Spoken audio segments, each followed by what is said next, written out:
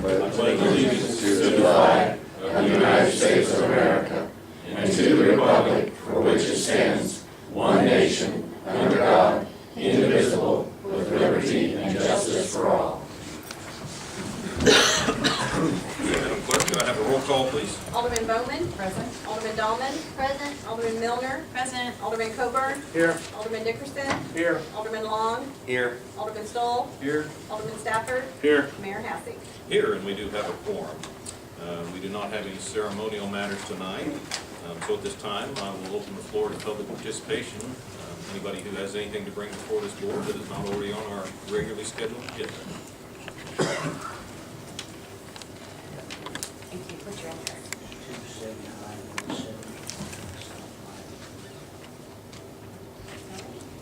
I thought you lived down at the car wash. That's my second home. I'm gonna run for Alderman next year. Run for this year. Good evening, Obie. Good evening, Mayor, Alderman. Tomorrow evening at 6 o'clock, the city-sponsored implementation committee and the Harrisonville Area Chamber of Commerce will hold a candidate forum. This has been done for several years quite successfully. Last year, several of your successful aldermen participated, as well as your Mayor Hassett. And we look forward to having a good turnout again this year. And due to the large public turnout last year, the event has been moved to the community center. The forum will consist of school board candidates and alderman candidates. Vanessa Zaror will ask the school board questions, and Cheryl Bush will take care of the aldermen with their questioning. This will be a very civil event, and no candidate should fear or be afraid to attend. The questions will be submitted from the public, and each person, each candidate, will have ample time to discuss their views on various subjects. Before the forum, we will have tables set up which, for the different wards where the public can come up and talk to their ward candidate. And if they have anything just between them, well, that will certainly be the time to bring it up. And we certainly invite everyone to attend. Thank you, Obie. Anyone else who would like to speak tonight?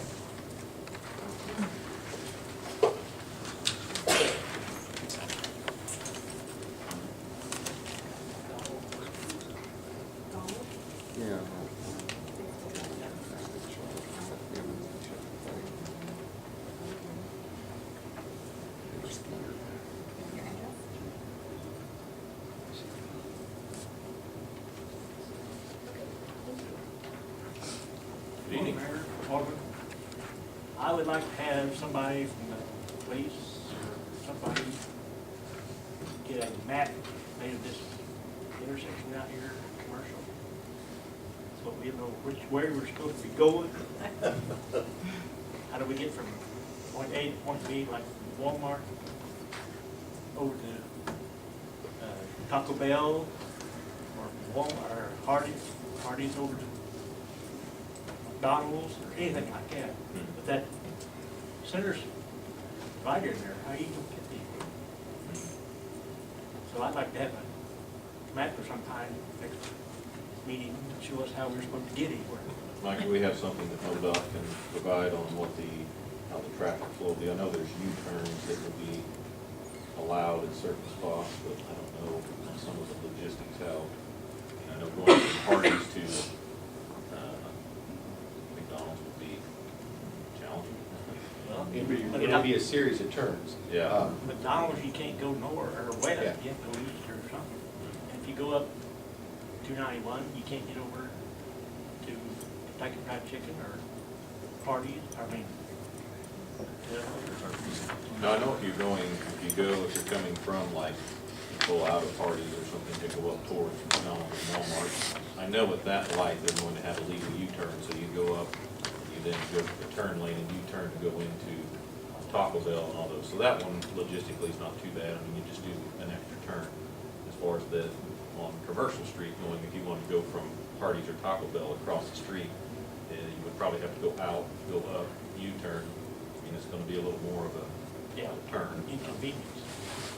Well, as the community grows and as that interchange in particular grows and adds lanes, they're more disciplined or dedicated to specific things. And that's why they have that center median, so you can't be cutting across all those different lanes of traffic. And so we'll see if the state can provide us sort of a illustration of what the finished product will look like. I know it's, you know, you go out there today and it's different than it was on Friday, and it's different than it's gonna be, you know, them moving around to do some of that final stuff. So it'd be very difficult to explain as it is right now, but the finished product, I think that'd be good information to see if we can get. Okay, thank you very much. You bet.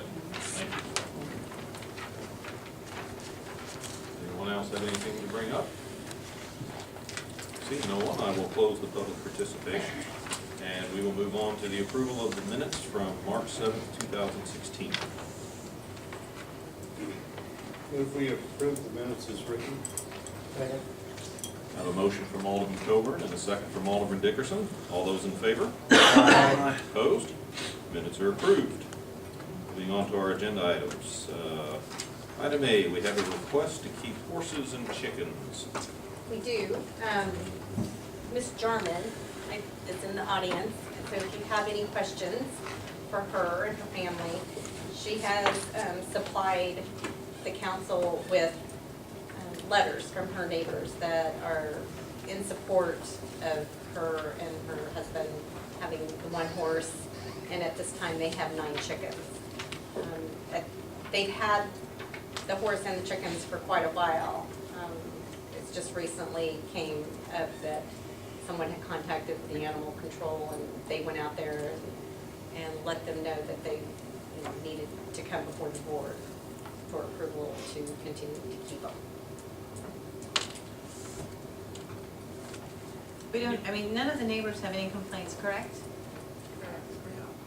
I was just going to ask if anybody has any objection or just wants to discuss this. I mean, you've had these for some time. I mean, if it's not created a nuisance, and like I said, by the numerous letters, I went out there and observed the horse back there, and I can't see it as any problem. They checked these addresses out, and everyone around wrote letters, so it looked like it. I would entertain. Oh, Judy, did you have? And I would just echo what Alderman Coburn said. I also went out and visited this site, and I walked the property line all the way back to the corral, and actually got to meet Todd back there, and Tuffy, the horse. It's a beautiful animal. I didn't smell any overt smells of urine or anything that was offensive to me. There are no homes located near this corral, so I think the letters certainly attest to the fact that the neighbors don't have any issues with the horse or the chickens. I entertain a motion to allow them to keep. I'll second it. A motion from Alderman Dahlman, a second from Alderman Bowman. All those in favor? Aye. Opposed? They keep the horse and the chickens. All right, moving along. We have a item, Public Health Week. Chief? Good evening, Mr. Mayor, members of the Board of Aldermen. This is an application event permit from the Cass County Health Department to host a event fair there on Main Street, 300 block, on April 18th from 10 till 3 o'clock. They're going to have, it's to promote Public Health Week, and they're just wanting to block that short block off so that they can have different events and do a promotion. Staff doesn't see any problems, recommends approval. Any questions? We usually don't have much traffic back there anyway. There's a little bit of traffic with the health department and coming off Wall Street, so they don't have to go across the square, but it's not. Well, the health department's the only one that really back there you have That's traffic, correct. isn't it? Yeah. So, I mean, they're the ones asking for it, so.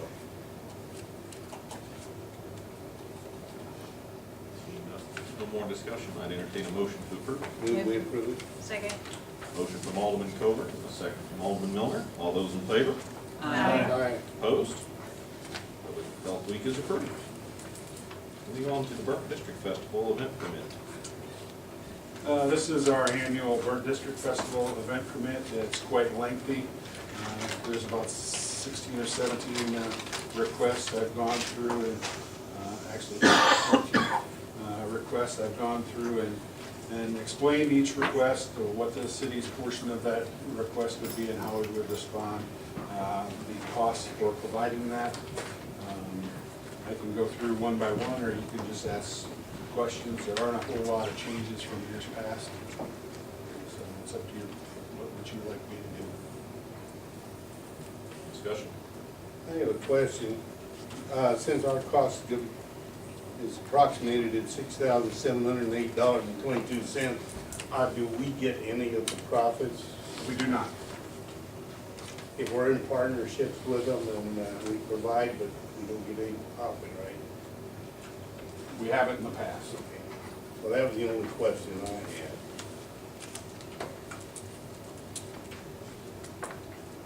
Seeing no further discussion, I entertain a motion to approve. I make a motion to approve it. Second. A motion from Alderman Dickerson and a second from Alderman Milner. All those in favor? Aye. Opposed? Our district festival permit is approved. Item D, destruction of records. This is a housekeeping item. We perform destruction of records every year. Each department provides me a list of those items that they will be looking at destroying and getting rid of this year, and I've attached all those.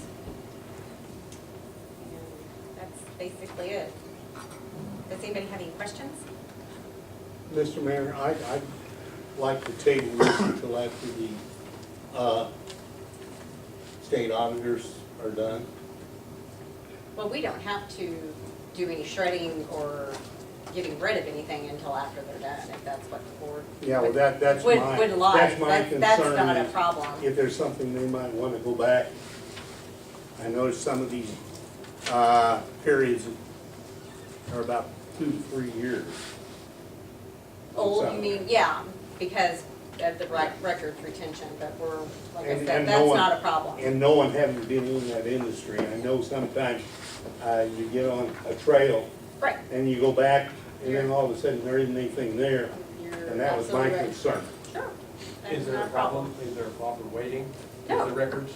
We just No, need the no, I approval. mean, Then we it's just, can't do it on a certain date or something. yeah, no, we can, we don't have to do any of the, you know, getting rid of them as far as recycling or shredding until after, you know, both audits are done. You know, the state audit and the one that we have done yearly. There's a few different things at play here. The city retains a huge amount of records annually, and so the impetus for the records destruction and keeping up with that according to the state's requirements is basically just one of space. So we go through then every spring and kind of figure out which stuff is expired, that we're not required to keep. Some things we have to keep permanently, some things we have to keep for 10 years or 5 years, or 1 year after the completion of the audit, or depending on what type of record it is. And so it's just a matter of space if we do it now, or if we do it in the fall, or if we do it whenever. It doesn't change really anything. And as far as the actual physical destruction of it, we generally just hire one of those shredding companies that comes in with a truck, and we witness them turn boxes of paper into bags of pulp. Well, I mean, as long as it doesn't, there's not a doesn't make any schedule that we difference, have to I'm okay maintain. with tabling it if that's what you want. What's that? So there's not a schedule that we have to meet with any company or something. We're hiring them, so No, they'll know no, what we we'll pay. schedule that time, so. The only unanswered question then would be what that time frame would be. I think they still have a few weeks of field work that they are planning to do. They weren't here today, but they'll be here. They'll be here tomorrow and Wednesday for sure. The last update I received was field work was going to happen until May the 5th or May the 4th, that Thursday is the last scheduled field day work. But they said there was training and some different things that were happening that would require them to be in this facility per se. And then it's another, I think, 3 or 4 months after that before the report's presented to the board. It's the other auditor, Dana Cole, correct? When did they come? Yeah, and that is scheduled for the first meeting in May for that presentation of the annual financial report. They are underway with their report now, right? Yes. They've completed their field work and we've sort of We're interrupted. finishing up questions and adjusting entries over the next 30 days. Regarding the state audit, do you prefer to wait till they're done with their field work or wait till they're done with, that their report is complete before the destruction of records takes place? I would ask for It'd that probably be- clarification. Probably be asked, to ask them what they would, if they have any. Okay, We'll put the monkey on their back. I can do that, that is not a And we'll report problem. back to you then. Sounds good. Okay. Okay, So, as a point of clarification, will you ask me to table this or just withdraw it or? Well, I was wanting to table it because. Okay, so we'll table it then, and table it indefinitely until we get some direction from the state auditor. okay, I appreciate it, thank you. Right, just Kim, make a note of that. I will do that. Okay. Moving on to Council Bill 027. Council Bill 027 is a resolution of the Board of Aldermen of Harrisonville, Missouri, authorizing the city administrator to enter into an agreement with Greater Construction LLC for construction of an access drive and ramp for electrical distribution lines on the south side of Lake Harrisonville at a price not to exceed $23,750. Good evening, Mr. Martin. Good evening, Mr. Mayor, members of the board. My name is Ted Martin, city engineer. On March 3rd, we received bids for the construction of an access ramp and drive for the new electrical distribution lines that cross Lake Harrisonville. This electrical distribution line that needs access is on the south side, and I believe you all have been there maybe on a field trip. The work will consist of embankment and compaction, grading, site drainage, bank stabilization, roadway surfacing, and restoration. The 4 bids we received were from Gridiron, Tasco, Scott Reese, and Dale Brothers. Gridiron out of Raymore, Missouri was the low bidder at $23,750. The fund bent on the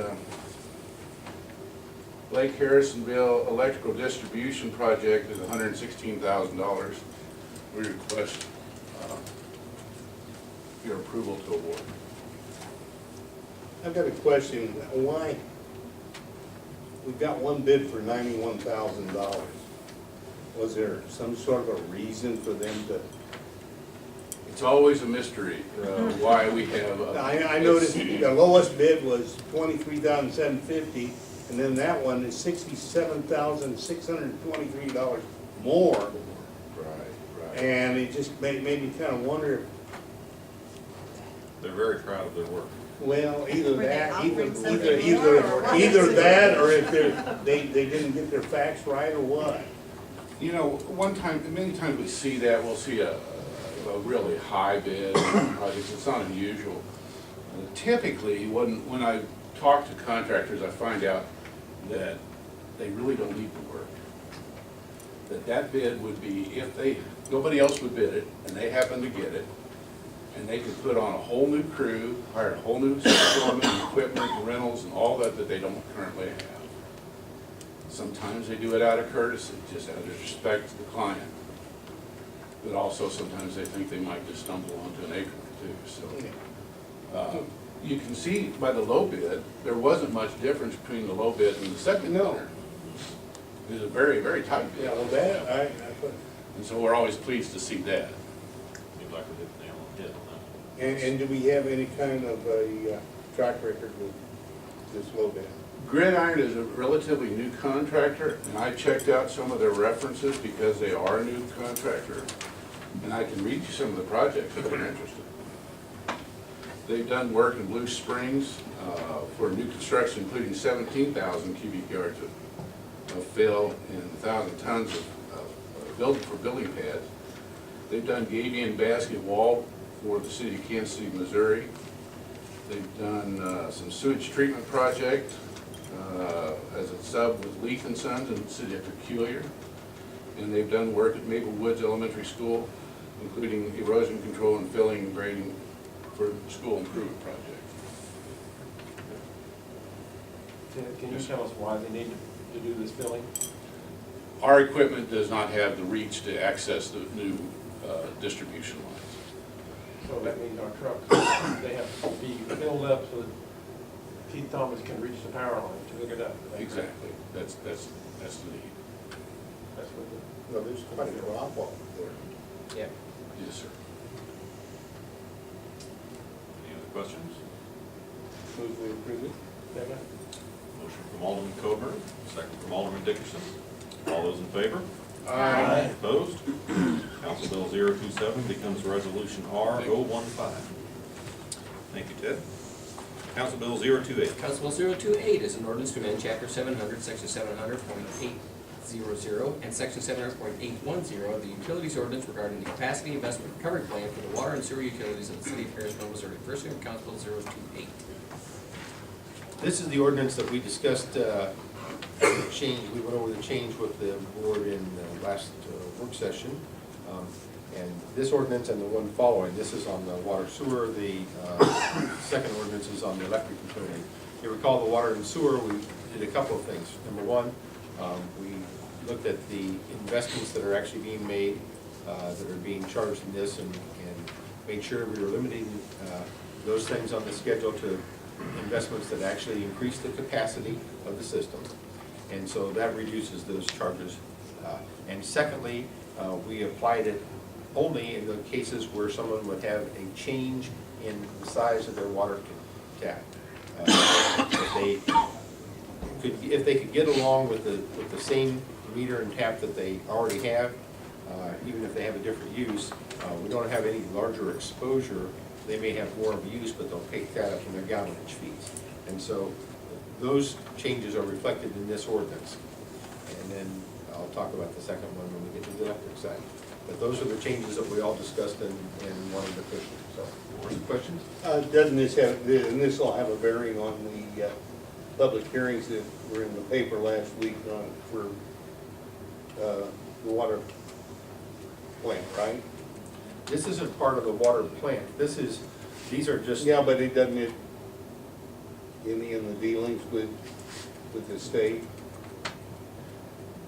We don't have the public hearings that we're talking about are on our rates, on our capital, Okay. capital construction plan, and on our, But this will help clarify the rates and everything, right? Well, For that? yeah, we haven't been collecting much in this fee anyway, so it's not a significant part of our rates. But what we're trying to do is clarify, make it easy to understand and make it easy to apply, and let people know that if you're not looking for a bigger water service, then there's no increased fee along with that, even if your use changes.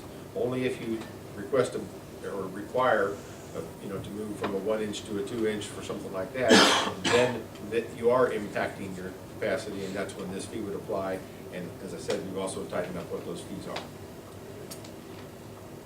This would apply to all the city, with the exception of the square area, which we've already put a 0% on, so it applies, but then it doesn't cost anything. Any other discussion? Seeing none, I'd entertain a motion to suspend the ruling and move Council Bill 028 to the second reading. So moved. Motion from Alderman Bowman, Second. second from Alderman Milner. Alderman Dahlman? Aye. Alderman Milner? Aye. Alderman Stoll? Aye. Alderman Coburn? Aye. Alderman Long? Aye. Alderman Stafford? Aye. Alderman Dickerson? Aye. Alderman Bowman? Aye.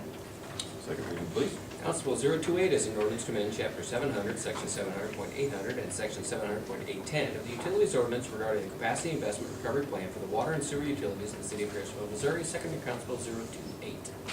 Alderman Stafford? Aye. Alderman Long? Aye. Alderman Stoll?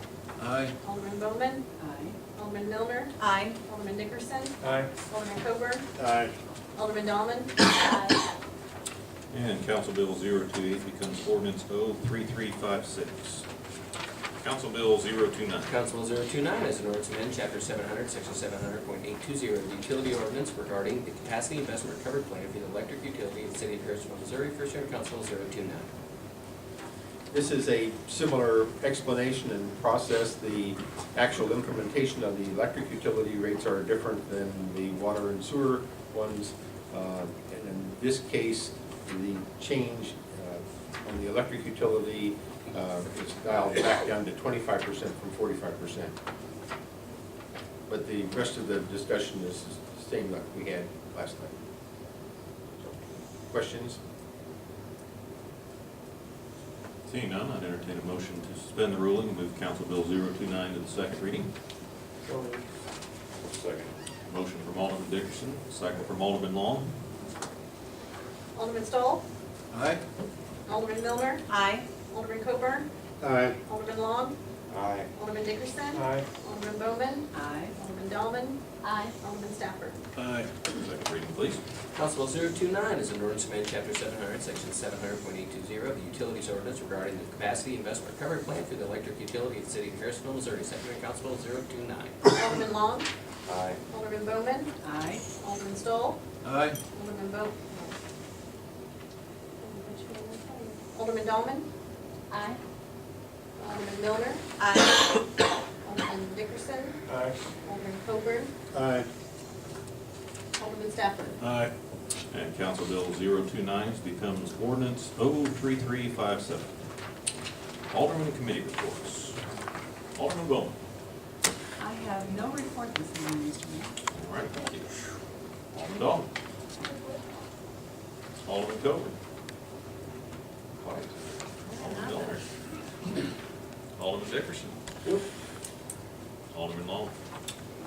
Good. Ditto. We're gonna run the gauntlet here. All right. Mr. Foley. Well, as usual, I'll break the string here. I have a couple of things to report. Number one, we received the new ambulance that the city has ordered, so we'll be taking that into tomorrow, I think, to get the radio equipment and the local additions for things put on there. So we hope to have that in service by the end of the week. Also new to the city, the board had authorized an additional full-time position for an IT specialist, and that James Cassidy, started today, so we welcome him to our city staff. And a reminder that city offices will be closed on Friday for the Good Friday holiday, Easter weekend. Very good. Thank you, sir. Speaking earlier with, I spoke with Finance Director Marcella about there was a notice sent out about the sales tax question and the amount of money, and had asked her a question because the amount had changed a little from what we originally discussed, and we kind of had a quick one-on-one on what changed, and so she was just going to give a quick update so that way everybody knows where the numbers came from if they were curious. So if you don't mind giving a brief overview there. Just a brief synopsis as we talked about this. The vehicle sales tax is collected in two different manners. We get a portion of the state, 4.225%, which is what we discussed to begin with, and we also get our 1.875%. That was, I left out in error when we originally talked about this. And so when you put those two numbers together, that's how I calculated based on the 2015 collections that I could identify that we would lose approximately $80,000+ a year. And keep in mind that's general, police, EMS, and community center, that's that 1.875% that the city collects. So it's two pieces, and I only picked up the one, which was the portion that the state, which we get about $100,000 a year, that's a portion of that 4.225% that the state distributes across that's across the whole state. It's based on, I believe it's based on population, similar to what our fuel tax is.